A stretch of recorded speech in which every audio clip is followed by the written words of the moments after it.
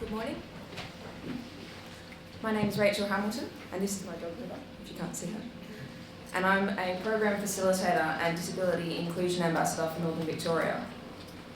Today I'm here representing our amazing team in Central and the Northern Victoria region. My first experience with the ICANN network was in 2018 when I attended an ICANN camp.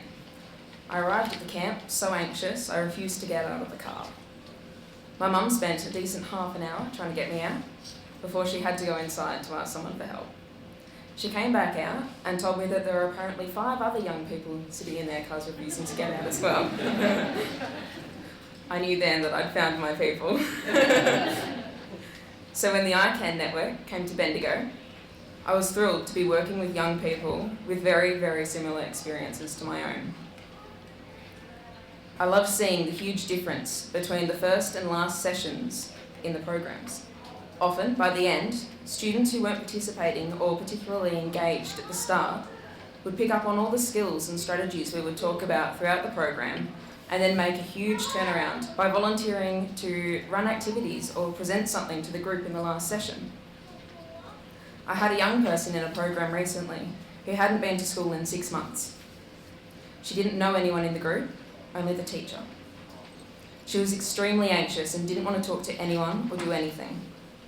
This young person actually ended up coming to every single session, which meant she was coming to school for an hour a week, which was a massive leap from where she was before.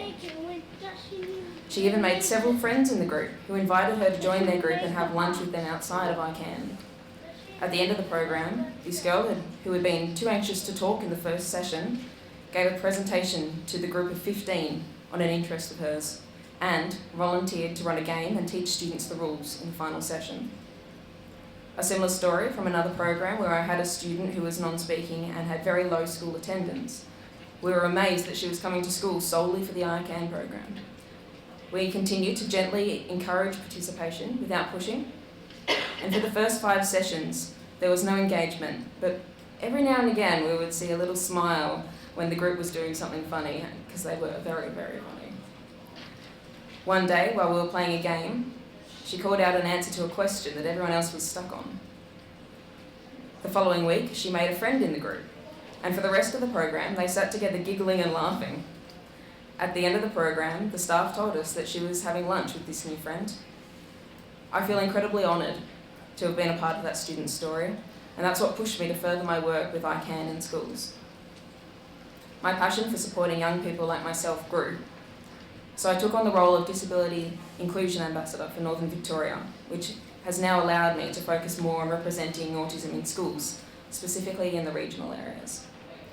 As Disability Inclusion Ambassador, my role is to bridge the gap between students, schools, teachers, parents and government bodies.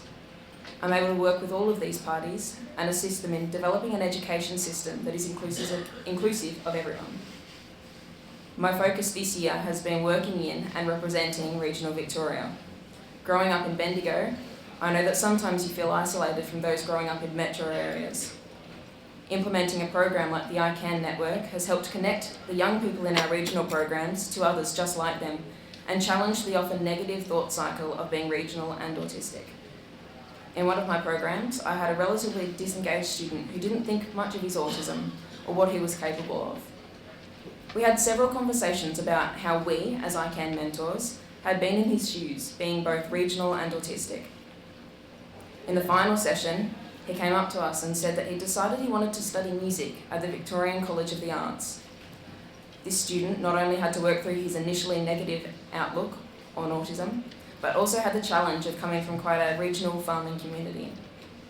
This may not sound like a huge deal to some, but for us regional folks, these stories are far and few. As a young person, you hear a lot about hard times pass, but you don't see the proof or possibilities. I'm immensely proud to be that proof. Thank you.